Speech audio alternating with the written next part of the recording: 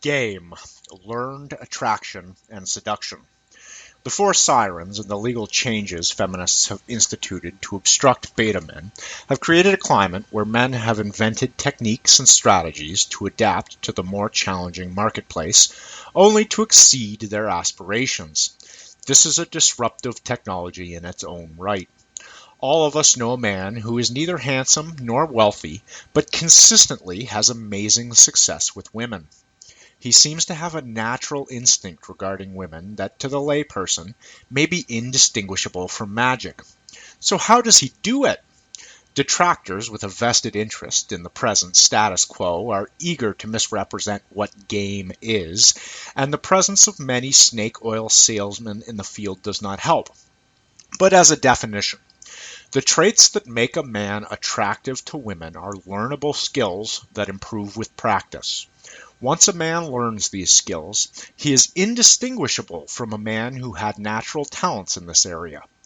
Whether a man then chooses to use these skills to secure one solid relationship or multiple brief ones is entirely up to him.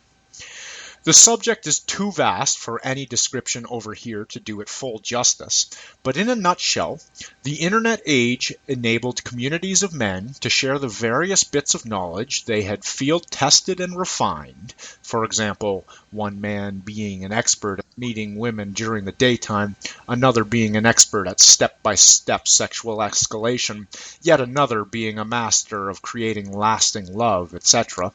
The collective knowledge grew and evolved, and an entire industry to teach the various schools of game emerged. Men who comprehended the concept, a minority, and those who could undertake the total reconstitution of their personalities, an avalanche of rejection as part of the learning curve, a still smaller minority, stood to reap tremendous benefits from becoming more attractive than the vast majority of unaware men. While the pickup artist implementation is the most media covered, the principles are equally valuable for men in monogamous long-term relationships. See Charlotte Allen's cover story for the Weekly Standard devoted to game. Among the most valuable learnings from the body of knowledge is the contrarian revelation that what women say a man should do is often quite the antithesis of what would actually bring him success. For example, being a needy, supplicative, eager-to-please man is precisely the opposite behavior that a man should employ, where being a dominant, teasing, amused, yet assertive is the optimal persona. An equally valuable lesson is to realize when not to take a woman's words at face value. Many statements from her are tests to see if the man can remain congruent in his alpha personality, where the woman is actually hoping the man does not eagerly comply to her wishes. Similarly, the feminist Pavlovian reaction to call any non-compliant man a misogynist should also not be taken as though a rational adult assigned the label after fair consideration. Such shaming language is only meant to deflect scrutiny and accountability from the woman uttering it, and should be given no more importance than a 10-year-old throwing a tantrum to avoid responsibility or accountability. Far too many men actually take these slurs seriously to the detriment of male rights and dignity.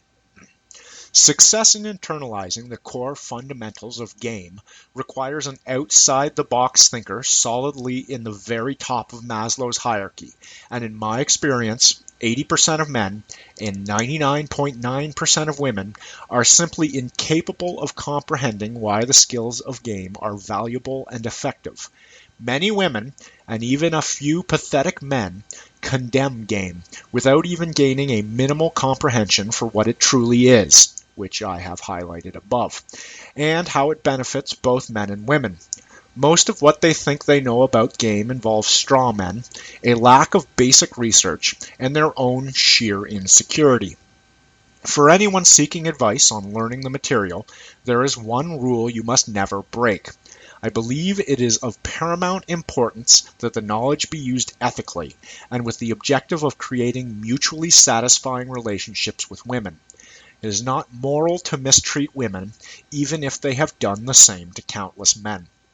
We, as men, have to take the high road, even if women are not, and this is my firm belief.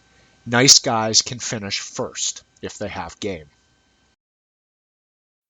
Feminism as unrestrained misandry and projection. The golden rule of human interactions is to judge a person or a group by their actions rather than their words. The actions of feminists reveal their ideology to be one that seeks to secure equality for women in the few areas where they lag, while distracting observers from the vast array of areas where women are in a more favorable position relative to men, like the judicial system, hiring and admission quotas, media portrayal, social settings, and on and on. They will concoct any number of bogus statistics to maintain an increasingly ridiculous narrative of female oppression. Feminists once had noble goals of securing voting rights, achieving educational parity, and opening employment channels for women. But once these goals were met and even exceeded, the activists did not want to lose relevance. Now, they tirelessly and ruthlessly lobby for changes in legislation that are blatantly discriminatory against men, not to mention unconstitutional and downright cruel. Not satisfied with that, they continue to lobby for social programs designed to devalue the roles of husband and father while replacing them with taxpayer-funded handouts. As it is profitable to claim victimhood in this age, a good indicator is whether any condemnation by the supposedly oppressed of their oppressor could be similarly uttered if the positions were reversed. We know that what Reverend Jeremiah Wright said about whites could not be said by a white pastor about blacks, and we see even more of a double standard regarding what women and men can say about each other in America today. This reveals one of the darkest depths of the human mind. When a group is utterly convinced that they are the victims of another group, they can rationalize any level of evil against their perceived oppressors. Go to any major feminist website, such as feministing.com or Jezebel.com, and ask polite questions about the fairness of divorce laws or the injustice of innocent men being jailed on false accusations of rape without due process. You will quickly be called a misogynist and banned from commenting. The same is not true for any major men's site, where even heated arguments and blatant misandry are tolerated in the spirit of free speech and human dignity. When is the last time a doctrinaire feminist actually had the courage to debate a fair woman like Camille Paglia, Tammy Bruce, or Christina Hoff Sommers on television? Ever-tightening groupthink that enforces an ever-escalating narrative of victimhood ensures that projection becomes the normal mode of misandrist thought. The word misogynist has expanded to such an extreme that it is the Pavlovian response to anything a feminist feels bad about, but cannot articulate in an adult-like manner. This reveals the projected gender bigotry of the feminist in question, which, in her case, is misandry. For example, an older man dating a woman 10 years younger than him is also referred to as misogynist by the older bitterati. Not an ageist, mind you, but a misogynist. A man who refuses to find obese women attractive is also a misogynist, as are gay men who do not spend money on women. The male non-compliance, labeled as misogyny, thus becomes a reaction to many years of unopposed misandry heaped on him first, when he initially harbored no such sentiments. Kick a friendly dog enough times, and you get a nasty dog. There are laws such as the Violence Against Women Act that blatantly declares that violence against women is far worse than violence against men. VAWA is very different from ordinary assault laws because under VAWA, a man can be removed from his own home at gunpoint if the woman makes a single phone call. No due process is permitted, and the man's constitutional rights are jettisoned. At the same time, half of all domestic violence is by the woman against the man. Tiger Woods' wife beat him with a blunt object and scratched his face, only to be applauded by feminists in a "you go girl" manner. Projection can normalize barbarism. Rape legislation has also bypassed the U.S. Constitution, leaving a man guilty until he proves himself innocent, while the accusing woman faces no penalty for falsely sending a man to prison for 15 years, where he will get himself raped. The Duke Lacrosse case was a prominent example of such abuse, but hundreds of others occur in America every year. The laws have been changed so that a victim has 1 month to decide if she has been raped, and such flexibility predictably leads to instances of a woman reporting rape just so she does not have to tell her husband that she cheated on him, until it becomes profitable to divorce him, of course.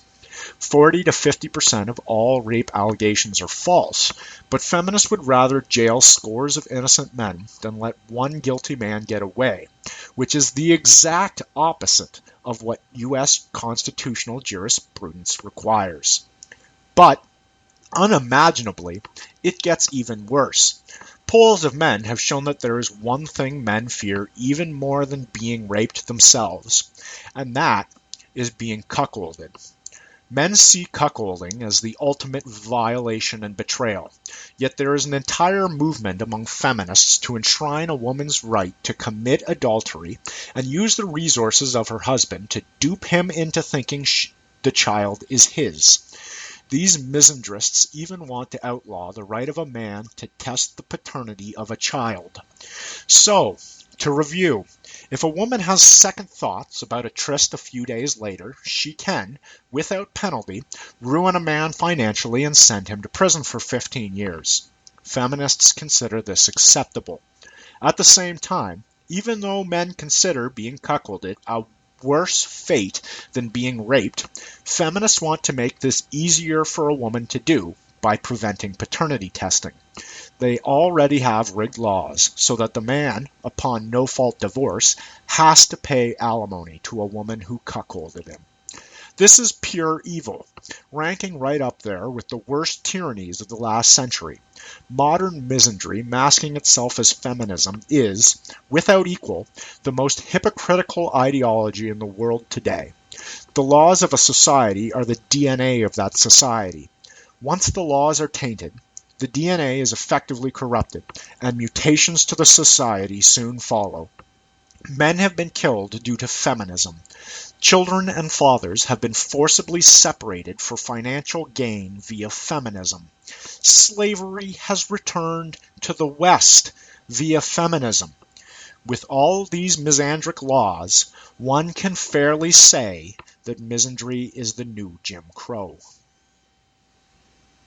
Shaming language and projection as a substitute for rational debate.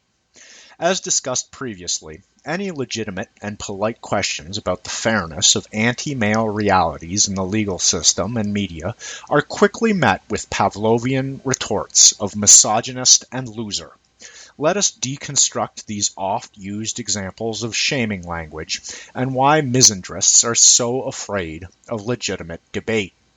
Contrary to their endless charges of misogyny, a word that many feminists still manage to misspell, in reality, most men instinctively treat women with chivalry and enshrine them on exalted pedestals. Every day we see men willing to defend women or do favors for them. There is infinitely more chivalry than misogyny exhibited by the male population. On the other hand, we routinely see anti-male statements uttered by feminists and a presumption that all men are monsters guilty of crimes committed by a small number of people of the same gender. When well-known feminists openly state that 90% of the male population should be exterminated, the unsupported accusation of misogyny is a very pure manifestation of their own misandric projection. On the second charge of being a loser who cannot get laid, any observation of the real world would quickly make it obvious that men who have had little experience with women are the ones placing women on pedestals, while those men who have had substantial sexual experience with women are not. Having sex with a large number of women does not increase respect for women, which is the exact opposite of the claim that feminists make. Again, This charge of loserdom is merely the psychosexual frustrations of feminists projected outwards, who express surprise that unrelented hatred by them towards men is not magically metabolized into love for these particular feminists. These misandrists are so unchallenged is the reason that they have had no reason to expand their arsenal of venom beyond these two types of projection. Despite my explanation of this predictable Pavlovian response, the comments section will feature misandrists use these same two slurs nonetheless, proving the very point that they seek to shout down, and the very exposure they seek to avoid. My preemption will not deter them from revealing their limitations by indulging in it anyway. They simply cannot help themselves, and are far from being capable of discussing actual points of disagreement in a rational manner. Men, of course, have to be savvy about the real reason their debate skills are limited to these two paths of shaming language, and not be deterred. Once again, remember that this should be taken no more seriously than if uttered by a 10-year-old, and there is no reason to let a feminist get away with anything you would not let a man get away with. They wanted equality, didn't they? Feminism as genuine misogyny. The greatest real misogyny, of course, has been unwittingly done by the feminists themselves. By encouraging false rape claims, they devalue the credibility of all claims, and genuine victims will suffer. By incentivizing the dehumanization of their ex-husbands and the use of children as pawns, they set bad examples for children and cause children to resent their mothers when they mature. By making baseless accusations of misogyny without sufficient cause, they cause resentment among formerly friendly men where there previously was none. By trying to excuse cuckolding and female domestic violence, they invite formerly docile men to lash out in desperation. One glaring example of misandry backfiring is in the destruction of marriage and corresponding push of the Sex and the City cougar fantasy. Monogamous marriage not only masked the gap between alpha and beta men, but also masked the gap between attractiveness of women before and after their Wile E. Coyote moment. By seducing women with the myth that a promiscuous single life after the age of 35 is a worthy goal, many women in their late 30s are left to find that they command far less male attention than women just a decade younger than them. Feminism sold them a moral code entirely unsuited to their physical and mental realities, causing great sadness to these women. But most importantly, feminists devalued the traditional areas of female expertise, raising the next generation of citizens, while attaching value only to areas of male expertise, the boardroom, the military, sexual promiscuity, and told women to duplicate the male efforts under the premise that this was inherently better than traditional female functions. Telling women that emulating their mothers and grandmothers is less valuable than mimicking men sounds quite misogynistic to me, and unsurprisingly, despite all these freedoms, women are more unhappy than ever after being inflicted with such misogyny. So how did this state of affairs manage to get so bad? Surely social feminists are not so powerful, and girly men. It would be inaccurate to deduce that misandrists were capable of creating this state of affairs on their own, despite their vigor and skill in sidestepping both the U.S. Constitution and voter scrutiny. Equally culpable are men who ignorantly believe that acting as obsequiously yes-men to feminists by turning against other men in the hopes that their posturing will earn them residual scraps of female affection. Chivalry has existed in most human cultures for many centuries, and is seen in literature from all major civilizations. Chivalry greatly increased a man's prospects of marriage, but the reasons for this have been forgotten. Prior to the modern era, securing a young woman's hand in marriage usually involved going through her parents. The approval of the girl's father was a non-negotiable channel in the process. If a young man could show the girl's parents that he would place her on a pedestal, they could be convinced to sanctify the union. The girl herself was not the primary audience of the chivalry, as the sexual attraction of the girl herself was rarely aroused by chivalry, as the principles of game have shown. Hence, many men are still stuck in the obsolete, inobservant, and self-loathing notion that chivalry and excess servility are pathways to sex today, despite the modern reality that a woman's sexual decisions are no longer controlled by her parents and are often casual rather than locked in matrimony. Whether such men are religious and called social conservatives, or effete leftists and called girly men, they are effectively the same, and the term white knights can apply to the entire group. Their form of chivalry, when exposed to feminist histrionics, results in these men harming other men at the behest of women who will never be attracted to them. This is why we see peculiar agreement between supposedly opposed social conservatives and feminists whenever the craving to punish men arises. A distressingly high number of men actually support the imprisonment of innocent men for false rape accusations or job loss causing child support arrears merely because these men don't want to risk female disapproval, incorrectly assuming that fanatically vocal feminists represent the official opinion of all women. These men are the biggest suckers of all, as their pig-headed denial of the effectiveness of game will prevent them from deducing that excess agreeability and willingness to do favors for the objects of their lust are exactly the opposite of what makes women sexually attracted to men. No woman feels attraction for a needy man. For this reason, after lunatic feminists, these pedestalizing white knights are the next most responsible party for the misandry in Western society today. The average woman is not obsessively plotting new schemes to denigrate and swindle men. She merely wants to side with whoever is winning, which presently is the side of misandry. But pedestalizing men actually carry out many dirty deeds against other men in the hopes of receiving a pat on the head from feminists. Hence, the hierarchy of misandric zeal is thus: the strident feminist, the pedestalizer, the white knight, and finally, the average woman.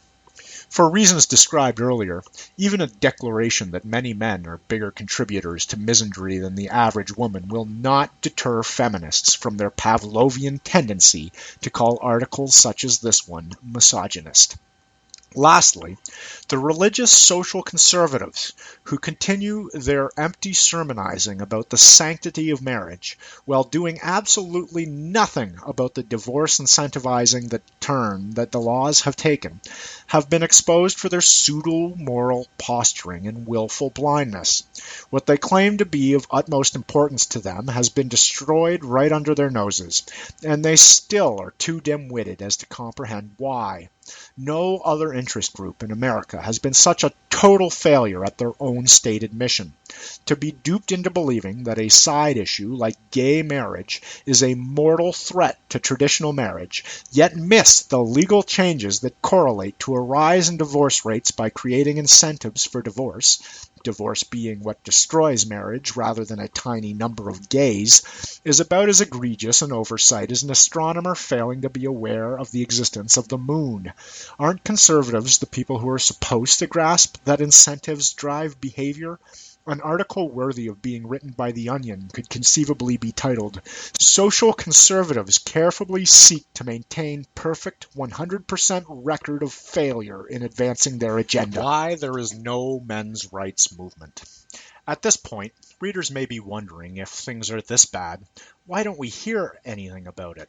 Indeed, this is a valid question, and the answer lies within the fundamentals of male psychology.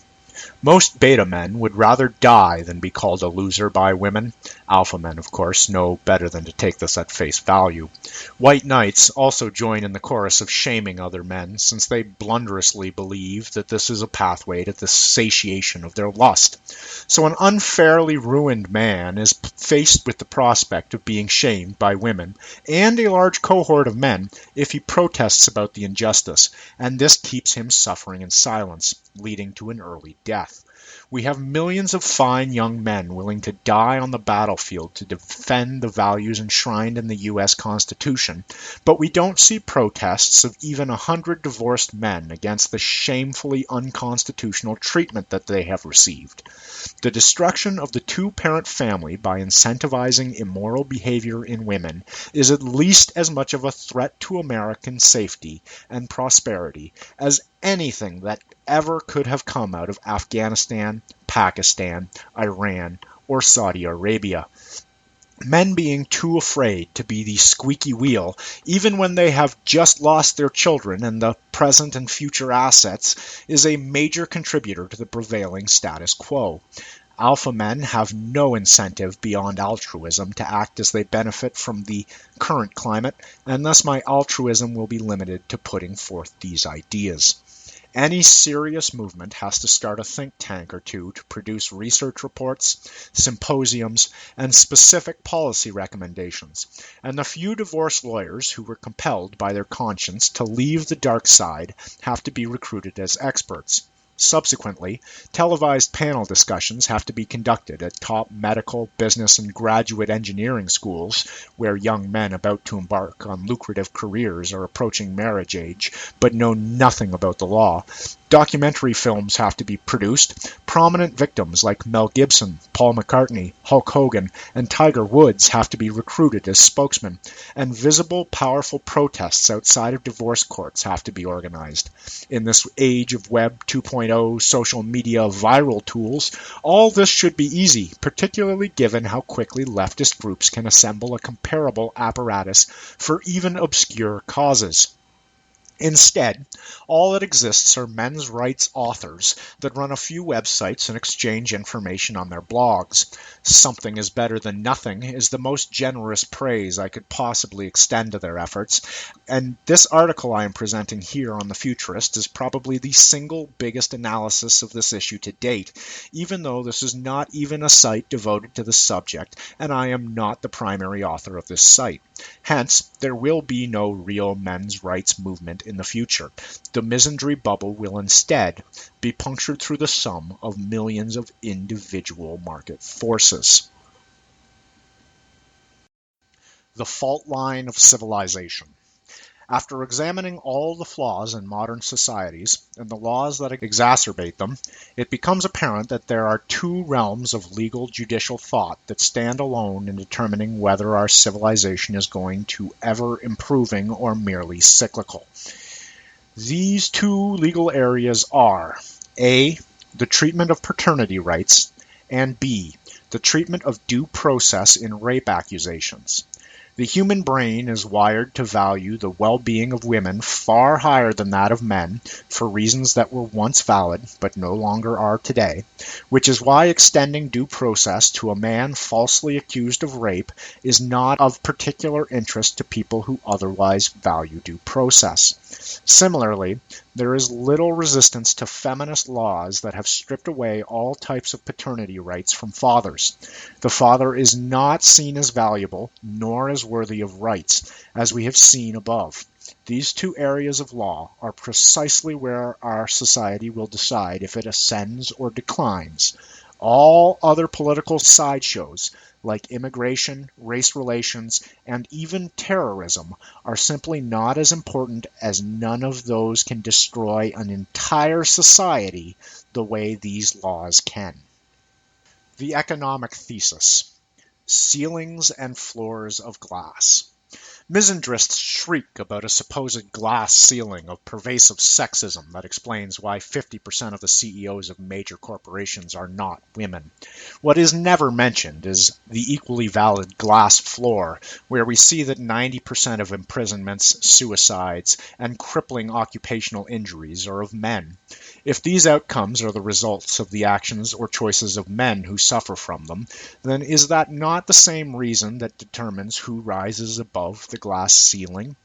The inability of misandrists to address these realities in good faith tells us something, but not everything, about the irrational sense of entitlement they have. One of the most dishonest myths of all is the claim that women earn just 75% of men for the same job. Let me dispense of this myth, in the process of which we will see why it is profitable and seductive for them to broadcast this bogus belief. It is true that women, on average, earn less per year than men do. It is also true that 22-year-olds earn less, on average, than 40-year-olds. Why is the latter not an example of age discrimination, while the former is seized upon as an example of gender discrimination? If women truly did earn less for doing exactly the same job as a man, any non-sexist CEO could thrash his competition by hiring only women, thus saving 25% on employee salaries relative to his competitors. Are we to believe that every major CEO and board of directors is so sexist as to sacrifice billions of dollars of profit? When the Director of Corporate Social Responsibility of a Nun congregation wrote to T.G. Rogers, CEO of Cypress Semiconductor, that his company should have more women in its board of directors, Rogers replied with a letter explaining why the pursuit of profit could not accommodate such political correctness. That a nun congregation pays a recession-proof salary to someone as a director of corporate social responsibility is itself an example of a pampered existence, and I was unaware that convents were now advancing secular Marxist beliefs. Furthermore, women entrepreneurs could hire other women and outcompete any male-dominated business if such a pay gap existed, but we do not see this happening in any country in the world. Market forces would correct such mispricings in female compensation if they actually existed, but they do not, and those who claim that they do are not just advertising an extreme economic illiteracy, but are quite happy to make similarly illiterate women angry about an injustice that does not exist. I notice that women who actually were CEOs of publicly traded companies never claim that there is a conspiracy to underpay women relative to their output. I am willing to pass laws to ensure that 50% of all Fortune 500 CEOs are women, if we also legally mandate that 50% of all imprisonments are of women, and 50% of the jobs that involve working with heavy machinery, being outdoors in inclement weather, inhaling toxic fumes, or apprehending dangerous criminals are also occupied by women. Fair is fair, after all. Any takers? The man's session and the she economy. I would be the first to be happy if the economic success of women were solely on the basis of pure merit. For many of them, it is. But far too much has been the result of not market forces or meritocracy, but political graft and ideologically driven corruption. In the recent recession and ongoing jobless recovery, the male unemployment rate continues to be much higher than the female unemployment rate. If this was simply due to market forces, that would be fine. However, feminist groups have lobbied hard to ensure that government stimulus funds were steered to boost female employment at the expense of assistance for men.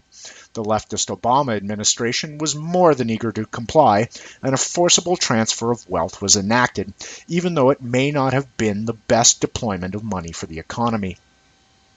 Maria Shriver, a woman who has the most fortunate of lives from the vast wealth earned first by her grandfather and then by her husband, recently published A Woman's Nation, the Shriver's Report, consisting of gloating about how women were now outperforming men economically.